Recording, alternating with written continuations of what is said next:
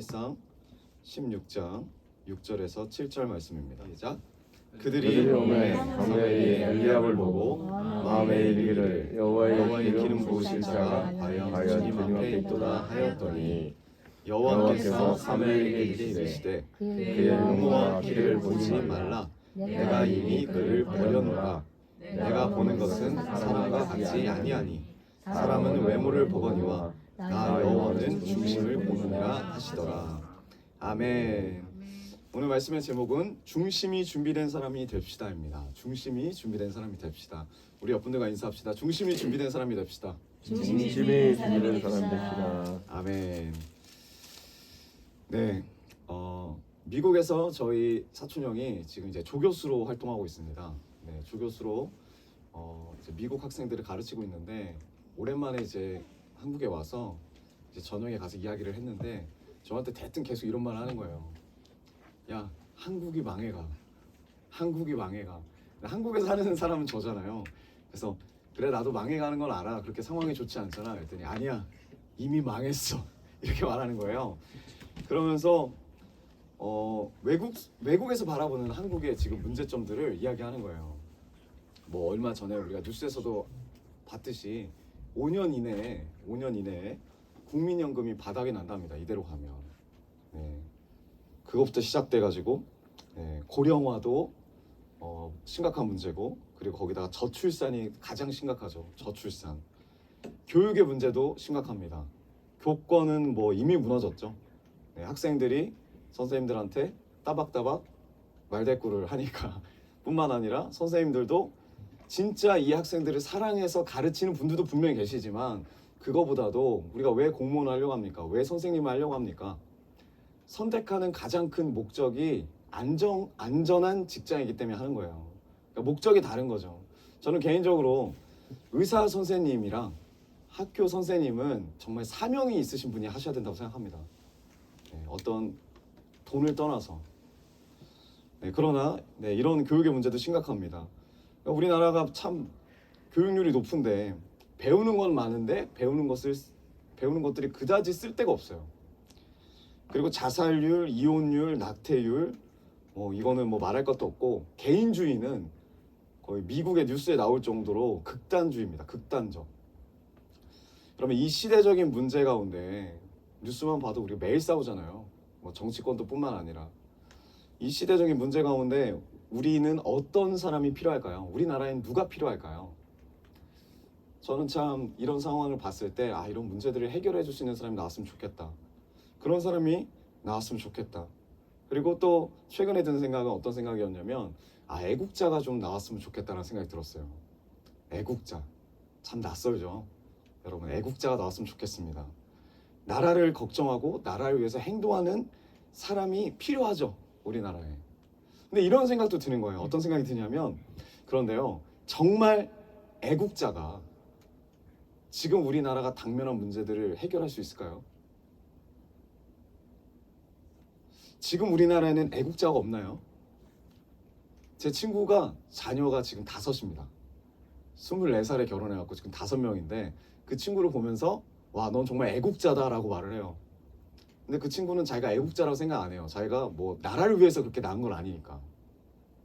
나라를 위해서 행동하는 사람이 몇이나 될 것이며, 그리고 그런 사람이 진짜 있다고 해서 우리나라가 바뀔까요? 여러분, 우리는 애국자입니까? 우리 옆분들 바라보면서 인사합시다. 우리는 애국자입니까? 네. 왜 서대문영수를 가고, 왜 국립 박물관을 가고, 민족의 그런 뜨거움이 있는 그런 장소에 갔을 때 그 애국심이 막 올라오거든요. 애국심이 올라오는데 내가 애국자가 되고 싶은 생각 없어요. 그리고 솔직히 애국자가 뭔지를 우리가 잘 몰라요. 근데 여러분 보니까 우리에게 필요한 사람은 애국자가 아니에요. 우리에게 필요한 사람은 지금 눈앞에 당면한 문제를 해결해 줄 수 있는 사람이 아닙니다. 왜냐면 문제는 늘 생기니까. 지금 우리에게 필요한 사람은 하나님께서 쓰시는 사람인 줄 믿습니다. 하나님께서 쓰시는 사람, 그리고 우리도 그런 사람이 되어야 될 줄 믿어요. 그런 사람이 되어야 합니다. 지금 이스라엘의 상황이 어떤 상황이냐면 마찬가지예요. 하나님 앞에서 사울이 범죄합니다. 사울을 하나님이 버리셨어요. 나라가 망해가고 있고 앞으로 망할 겁니다. 이스라엘 나라가. 그런데 사람이 실패했어도 하나님의 비전은 계속된다는 걸 우리가 말씀을 통해서 볼 수 있어요. 사람은 실패했지만 하나님의 비전은 계속됩니다. 하나님께서는 우리가 사람 때문에 상처를 받고 그 상처를 하루 종일 부여잡고 몇 년 동안 부여잡고 낙담하고 있는 것을 원하지 않으십니다. 사람이 실패할 수 있고 사람 때문에 상처를 받을 수 있지만 주님이 원하시는 건 내가 계속 하나님의 비전을 따라서 걸어가길 원하세요. 예수님의 이름으로 툭툭 털고 새로운 미래로 걸어가길 원하십니다. 그래서 지금 이 사울이 너무너무나 지금 패역한 왕이 되었고 하나님이 버리셨는데 그럼에도 불구하고 하나님은 사무엘을 보내시는 거예요. 16장 1절 우리 함께 보겠습니다. 16장 1절 우리 한 목소리로 읽겠습니다. 시작. 여호와께서 내가 이미 사울을 왕의 제주로 언제까지 슬퍼하겠느냐? 너는 뿔에 기름을 채워 가지고 가라. 내가 너를 베들레헴 사람 이새에게로 보내리니 이는 내가 그의 아들 중에서 한 왕을 보았느니라 하는지라. 아멘. 지금 하나님께서 사무엘에게 뭐라고 하시냐면 이렇게 말씀하십니다. 베들레헴 사람 이새의 아들 중에서 한 왕을 보았다 라고 말씀하십니다. 근데 이게 어떤 뜻이냐면 내가 이미 선택해 놓았다는 뜻이에요. 주님이 봤다라는 게 진짜 보고만 끝난 게 아니라 내가 이미 이스라엘 왕으로 세울 사람을 선택해 놓았으니 너는 가라라고 지금 사무엘에게 명령하십니다. 이미 그 다윗을 주목하고 계셨고 그 다윗을 보호하고 계셨다는 거예요, 하나님이. 그래서 사무엘이 갑니다. 그래서 이새의 집에 문을 두드리는 거죠. 그리고 이새한테 이야기를 하는 거예요. 주님이 당신의 집 안에 이스라엘의 왕이 될 자를 뽑으신답니다. 준비해 두셨답니다. 이 말을 들은 이새가 얼마나 긴장했을까요? 그래서 자신의 아들들을 전부 다 이 사무엘 앞에 세웁니다. 세우는데 그래서 6절입니다. 제가 읽겠습니다. 그들이 오매 사무엘이 엘리압을 보고 마음에 이르기를 여호와의 기름 부으실 자가 과연 주님 앞에 있도다 하였더니 사무엘이 이 첫째 엘리압을 보고 그의 훤칠한 외모를 보고 뭐라고 했어요? 흡족해합니다. 마음에 들었어요. 엘리압이 얼마나 잘생긴지 모르겠지만 마음에 들었습니다. 여러분 사람은 누구나 눈에 보기에 좋은 것을 따라갑니다. 외형적으로 뛰어난 것에 마음이 가기 마련입니다. 그래서 오늘 또 임규 형제가 잘 정리하고 이렇게 갔겠죠. 왜? 첫인상이 중요하니까. 사무엘도 인간이기 때문에 키가 크고 듬직한 엘리압이 마음에 들었습니다. 그리고 사무엘은 확신하는 거죠. 이 엘리압이 분명히 하나님이 선택하신 사람일 거야. 그런데 하나님의 선택하시는 기준은 그게 아니라는 거죠. 여러분 우리나라 제가 요즘에 이승만 대통령 전기를 읽고 있거든요. 이따만한 전기를 읽고 있습니다. 읽고 있는데 우리나라 1800년대 말 예를 들어 1895년도에서 1899년도 이 1800년대 말에 이 대한제국이죠. 정말 혼돈의 도가니더라고. 혼돈의 시대입니다. 1895년에 무슨 일이 있었냐면 우리나라를 지배하는 사람이 아무도 없었어요. 우리가 이런 디테일한 사실을 잘 몰라요. 왜냐하면 저도 제가 처음으로 7차 교육과정을 할 때 한국사를 선택했어요. 그러니까 우리나라 사람인데 우리나라 역사를 의무로 배우는 게 아니라 선택하게 했어요. 그래서 저는 뭘 배웠을까요? 우리나라 역사를 안 배우고 세계사를 배웠습니다. 그런데 우리나라 역사를 다시 보니까 너무나 마음이 미어지는 거예요. 1895년도에 우리나라를 지배하고 있던 나라는 없어요. 일본이 우리나라를 지배하고 있지도 않았고 일본과 러시아가 같이 간섭을 했습니다. 우리나라를. 지배를 하고 있진 않았어요.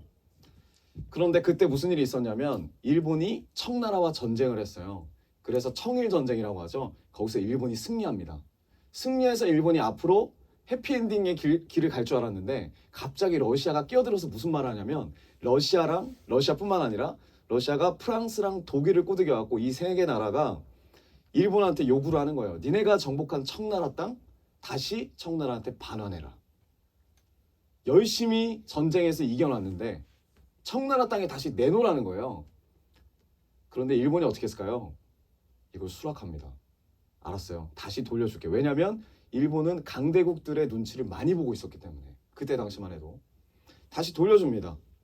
근데 이거를 누가 보냐면 이 러시아의 영향력을 누가 보냐면 명성황후가 봐요. 아, 우리나라가 러시아와 일본 중에 선택을 해야 한다면 일본보다는 힘이 있는 러시아가 낫겠다. 그래서 어떻게 하냐면 러시아를 의지하는 것이 이 나라가 살 길이라 생각하고 친러 정권을 만듭니다. 이 조선 땅에. 그래서 이 명성황후가 이 친러 정권을 힘을 실고 밀어요. 그 결과가 어떻게 되죠? 우리가 다 알고 있는 일본이 가뜩이나 러시아 때문에 화가 나 있는 상태에서 이 명성황후가 러시아를 더 미니까 이 명성황후를 시해하죠. 그 사건이 우리가 다 알고 있는 을미사변입니다.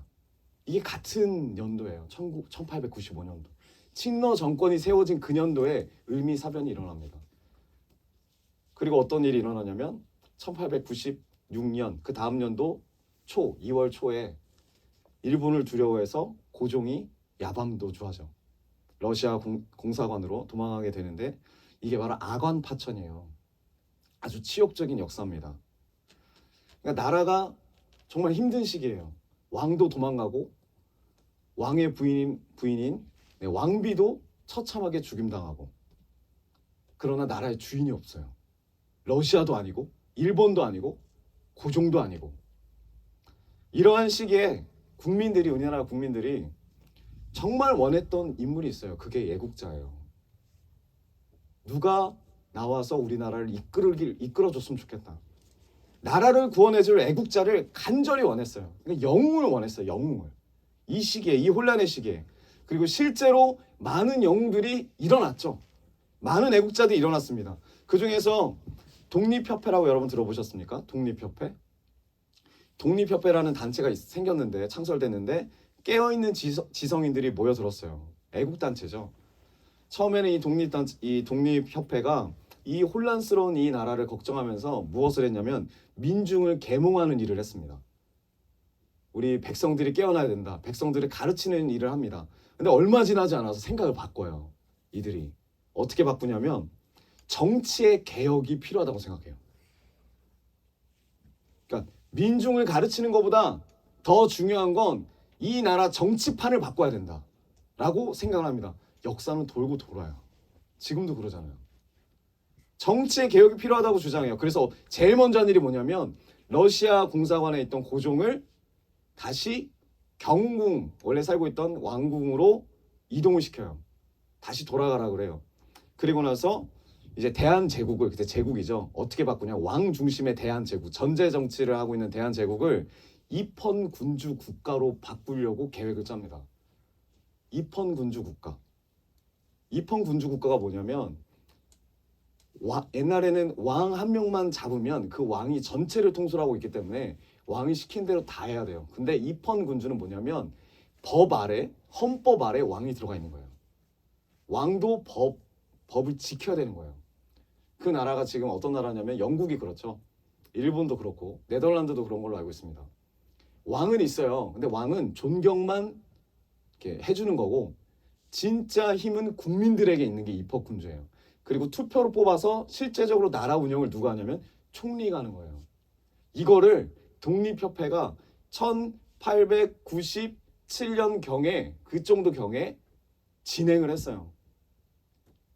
그리고 이들이 주장했던 게 뭐냐면 외국 나라에, 그러니까 다른 나라가 군사를 가지고 간섭하고 재정을 간섭하고 이런 걸 규탄하고 우리나라는 이제 입헌군주제로 완전한 자주 독립의 국가를 세워야 한다. 그리고 입헌 정치를 위해서는 총리를 뽑아야 되고 그 위에 그 옆에 주위를 두르고 있는 그러니까 장관들을 잘 뽑아야 한다. 왕이 뽑는 게 아니에요. 국민들이 뽑겠다라고 하는 거예요. 백성들의 반응이 어땠냐면요. 아주 열렬히 환영했습니다. 독립협회를 너무나도 지지했고 이러한 자기들이 원했던 애국자들이 일어난 거잖아요. 그리고 왕을 세우긴 하지만 나라를 자기들이 생각하는 정말 발전할 수 있고 또 성장할 수 있는 나라로 바꿔가는 거예요. 그래서 마치 어떤 느낌이 들었냐면 사람들이 희망을 갖게 되는데 이 혼돈이, 이 문제들이 해결될 것이라고 믿어요. 사람들이. 이게 우리나라 역사입니다. 근데 이게 여러분 일본이 우리나라를 식민지화 시키기 이전에 일어난 일이에요. 그래서 입헌군주제를 하려고 하는데 이 독립협회 회장이 누구였냐? 그게 이완용이에요. 우리가 알고 있는 그 이완용. 우리나라를 일본의 통째로 넘긴 그 이완용이 독립협회 단체를 이끈 회장이었어요. 그리고 그 독립협회 단체에 고문이 있습니다. 그게 누구냐면 우리가 너무나도 잘 알고 있는 서재필입니다. 그리고 그 독립협회에 열렬하게 열정을 가지고 활동했던 사람이 이승만이에요. 여러분 이들은 깨어있는 지성인이었어요. 나라를 너무나 사랑했어요. 애국자였어요. 다 똑같은 애국자였어요. 정말 열정이 있었어요. 나라를 바꾸고자 하는 열정이 있었고 보다 좋은 나라를 만들고자 하는 열정이 있었고 보다 부강한 나라를 만들고자 하는 열정이 가득 차 있는 애국자였어요. 근데 중요한 사실은 뭐냐면 하나님이 쓰시는 사람들이 아니었다는 거예요. 하나님이 이 한반도를 향한 뜻이 뭔지 그 비전이 뭔지에 관심이 없는 사람들이에요. 자기들이 생각하는 올바른 나라, 자기들이 생각하는 부강한 나라를 꿈꾸고 그 나라를 만들려고 노력했던 애국자들이었습니다. 결국은 어떻게 되냐면 이들의 개혁은 실패합니다. 왜 실패하냐면 고종이 마지막에 배신해요. 고종이 맨 처음에 힘이 없어서 듣다가 점차 이야기하는 걸 들어보니까 자기 기분하고 안 맞는 거예요. 그래서 어떻게 하냐면 이 독립협회 주요 인사들을 나라를 뒤흔드는 대역죄인이라고 여기고 다 이제 체포하려고 합니다. 그래서 대부분이 독립협회 인사들이 도망가거나 감옥에서 옥살이를 해요. 이승만 나이 23살에 죄목이 대역죄인이에요. 한성 감옥에 들어가게 됩니다. 그리고 거기서 매일같이 고문당하는데 중요한 사실은 뭐냐면 일본인한테 고문당하는 게 아니에요. 한국 사람한테 고문당하는 거예요. 다 같이 연합해서 나라를 세우는 것도 모자라서 자기들끼리 싸우는 거예요. 자기들 밥그릇 갖고 주리를 틀고 통나무로 무릎을 치고 손가락 사이에 대나무를 쑤셔놓고 살가죽이 떨어질 정도로 매일같이 밤마다 때리는 거예요. 23살짜리에게. 거기서 이승만은 진짜 죽음을 직면해요. 내가 죽겠구나. 실제로 죽어나가는 사람들 보고. 근데 더 억울한 건 뭐냐면 나라를 위해서 정말 저 외국 일본 사람들 아니면 러시아 사람들 청나라 사람들 이런 사람들한테 죽음을 당하는 게 아니라 같은 동포한테 지금 고문을 당하다 죽게 생긴 거예요. 그런 가운데 이승만이 성경을 어렵게 이제 구하게 되고 성경을 읽고 거기서 주님을 만나요. 그래서 이제 변화되게 됩니다. 복음을 받아들이고 기도하는 거죠. 하나님 제 영혼을 구해 주십시오. 하나님 저희 나라를 구원해 주십시오. 간절히 기도합니다. 그리고 이 감옥에서 깨달아요. 뭘 깨닫냐면 애국자가 나라를 바꾸는 게 아니라 우리나라는 애국자가 바꿀 수 있는 게 아니라 하나님의 나라에 대한 열정이 있는 자를 통해서 우리나라가 바뀔 거다. 여러분 애국자 때문에 나라가 바뀌는 게 아니더라고요. 하나님이 이 나라를 향하신 뜻이 뭔지를 붙잡는 자를 통해서 나라가 바뀌더라고요. 그걸 이승만이 깨달아요. 정치적 문제로 해결될 것이 아니라 이 백성들이 조선의 백성들이 예수님을 만나야 한다. 기독교만이 이 나라를 바꿀 수 있다고 그때 확신하는 거예요. 23살의 나이에. 그리고 이승만이 하나님의 인도하심 따라서 훈련을 받게 되죠. 그래서 미국에서 오랫동안 훈련 생활을 마치고 한국에 다시 돌아올 때가 1910년입니다. 1910년 거의 10여 년이 흘렀죠.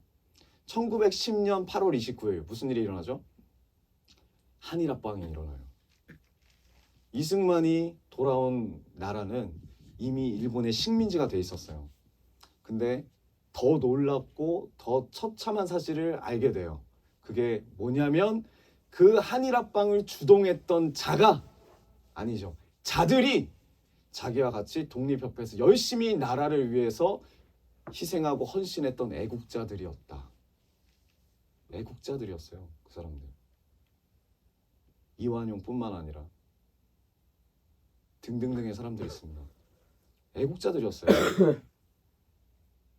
분명히 나라를 생각하는 애국자였는데 10년 사이에 이전에 독립협회 회장이었고 정말 누구보다도 열정을 갖고 나라의 계몽을 꿈꾸고 누구보다도 외세의 침략을 규탄하고 새로운 조선을 만들겠다고 결단하고 살았던 사람들, 애국자들. 근데 이승만이 본 거예요. 그 결과가. 복음이 없는 결과가. 하나님이 없는 애국자들의 꿈은 일본의 식민지예요.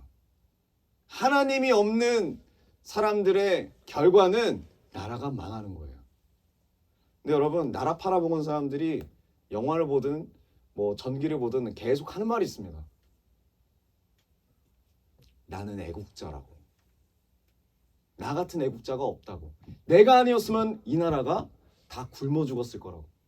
철도는 누가 놓고 먹을 거는 누가 주고 나라를 부강하게 만든 나를 몰라보고 이런 애국자를 몰라보고 나한테 손가락질한다고. 그게 당시의 애국자들의 말이었어요. 여러분, 그러나 그들의 중심에는 무엇이 있습니까? 자기 욕심이에요. 자기 중심의 애국의 길입니다. 우리도 마찬가지예요. 겉으로 보기에는 다 똑같은 애국자로 보여요. 겉으로 보기에는 그리스도인으로 보여요. 실제로 그렇게 살고 있고. 네, 여러분, 오늘 하나님이 중심을 보십니다. 하나님이 사울을 버리고 다윗을 선택할 때도 겉으로 보고 선택하시지 않았어요. 중심을 보신다는 거예요. 이 중심이라는 의미가 뭐냐면 내면 세계예요. 내면 세계. 히브리어로 보면 내면 세계입니다.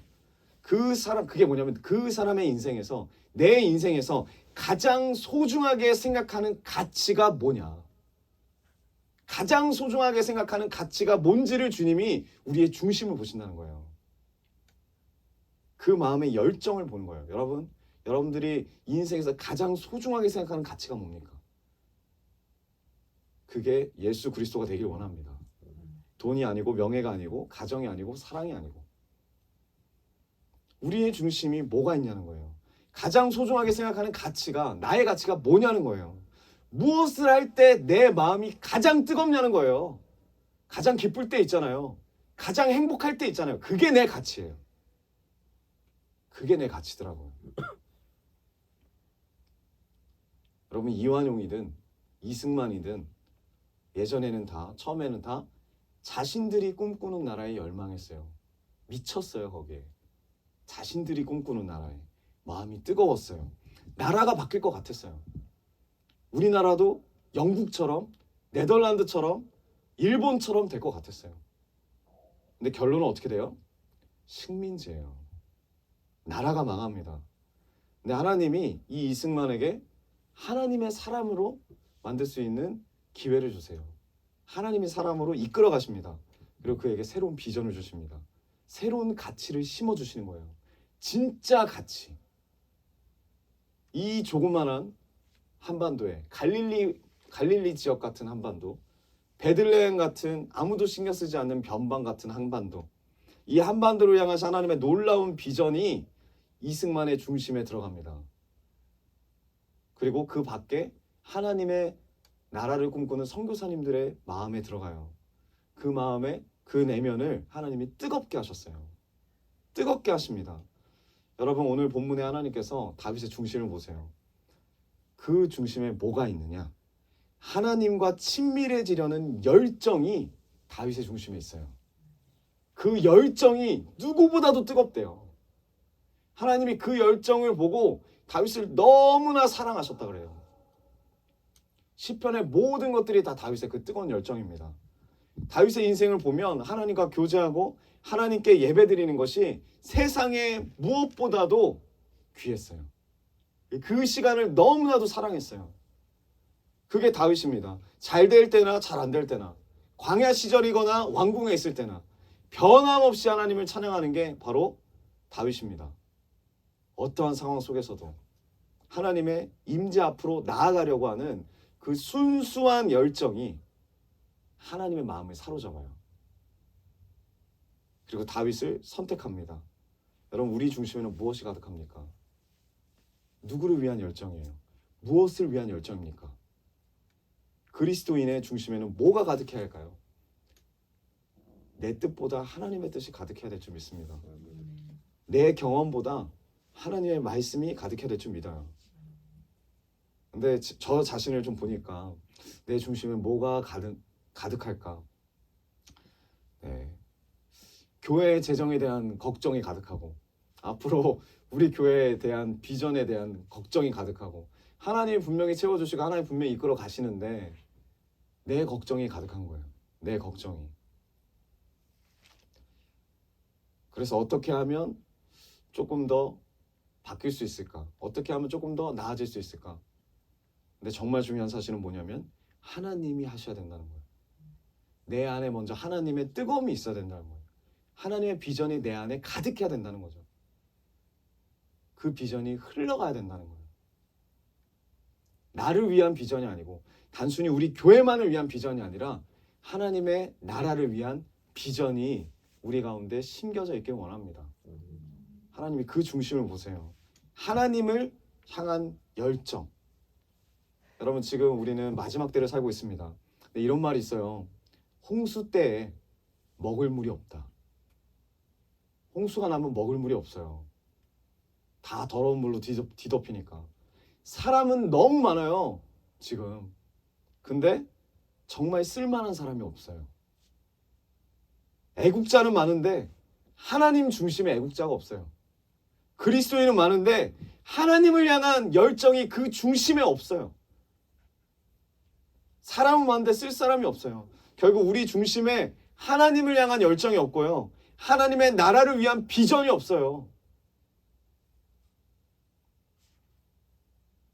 그러면서 이런 생각을 하는 거죠. 사무엘처럼. 뭐 2세 아들이 7명이나 있는데 그 중에서 하나는 쓸만하겠지. 6명이 별로더라도 7명이 다 별로더라도 그 중에서는 1등은 있잖아요. 그 중에서. 그럼 하나님이 그 사람 쓰겠지. 하나님이 이렇게 생각하실까요? 7명 중에 그나마 나은 사람 쓰실까요? 아니에요. 7명이 중요한 게 아닙니다. 내가 하나님이 쓰시고자 하는 사람인가?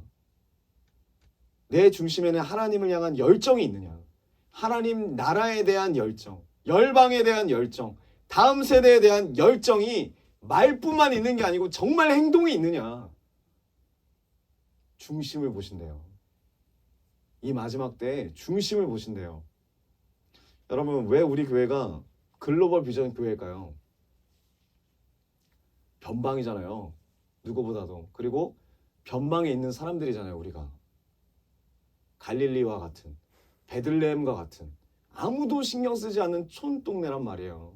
여러분, 여기 다 옛날 논이었잖아요. 근데 왜 이런 지역에 우리 교회 이름이 글로벌 비전 교회일까? 하나님께서 우리 교회에게 열방을 맡기시길 원하십니다. 열방을 맡기시기를 원하세요. 그리고 우리 중심을 보세요. 열방을 맡을 만한 열정이 있느냐? 눈에 보기엔 다 애국자고 눈에 보기엔 다 그리스도인인데 그게 아니라 진짜 중심에 하나님과 교제하기를 원하고 하나님과 늘 가까이 하기를 원하는 이 다윗과 같은 열정이 있느냐?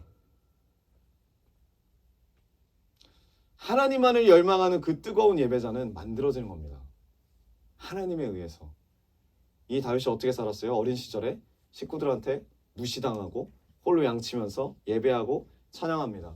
그 어린 시절에 그 외로운 광야 생활을 통해서 사자와의 싸움을 통해서 하나님만을 열망하는 뜨거운 예배자가 됐어요.